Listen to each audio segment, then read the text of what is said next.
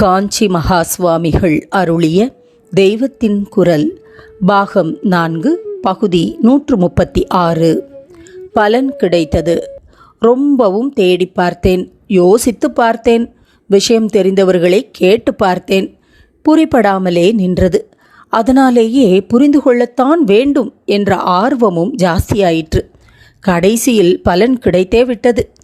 எப்படி கடிகையை பற்றி உத்தர மீமாம்சா சாஸ்திரங்களில் ஒன்றாக கொள்ளத்தக்க கல்பத்தருவில் குறிப்பு கிடைத்ததோ, அப்படியே அந்த நாமகரணத்தை பற்றிய விளக்கம் பூர்வ மீமாம்சா சாஸ்திரங்களில் ஒன்றிலிருந்து கிடைத்தது.